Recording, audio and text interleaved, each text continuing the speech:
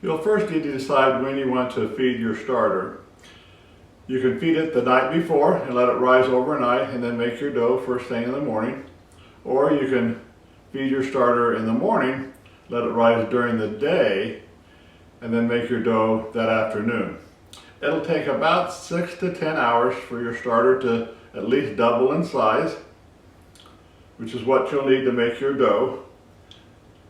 This is determined by the temperature of your room as well as the strength of your starter. I've done both ways, and I kind of prefer making my starter or feeding my starter in the morning and then making my dough in the afternoon.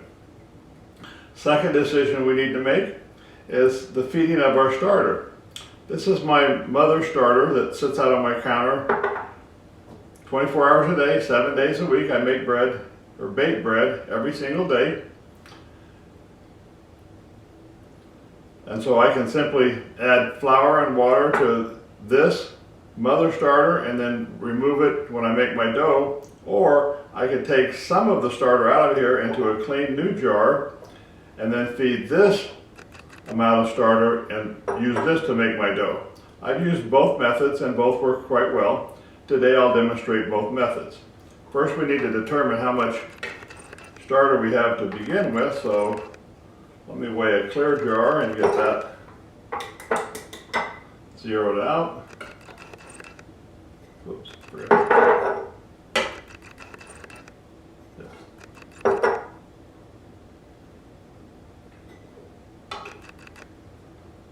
So this says we have 64 grams of starter. So let's just take half of that. So we need 32 grams.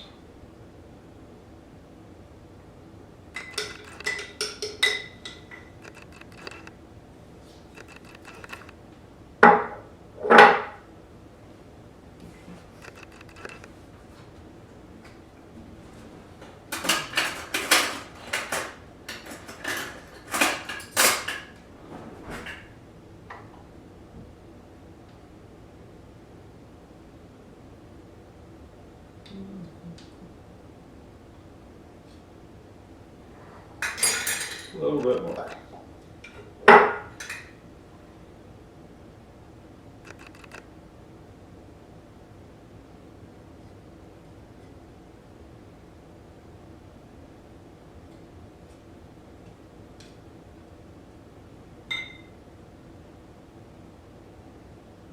So 32 grams.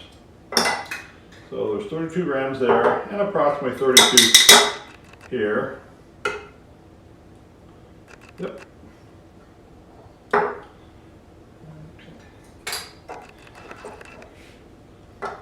So now we're going to feed our starter with flour and water. Our recipe for our dough requires 200 grams of starter, so we need to put 100 grams of flour and 100 grams of water in our container to come up with our 200 grams we're going to need to withdraw today.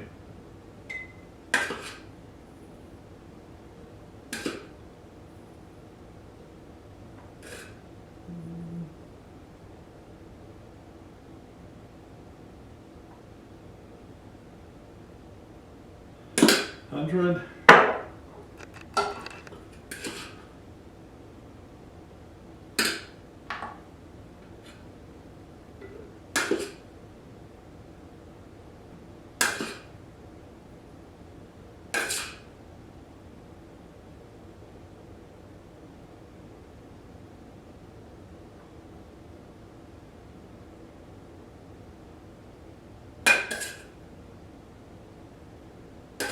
And 100. And then we need 100 grams of water.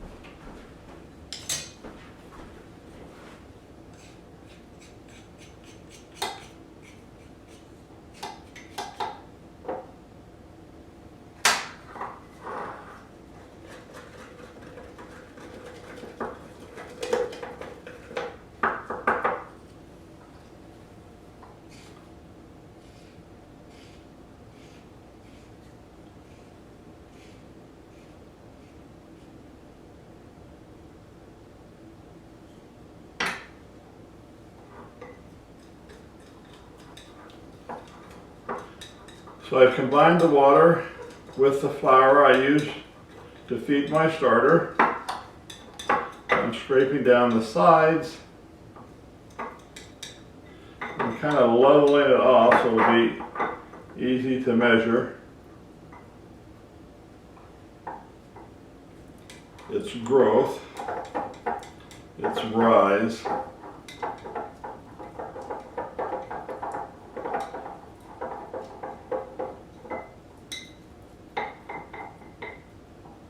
Okay, and I measure that with a piece of masking tape, and then I'll need to put one on this one here as well.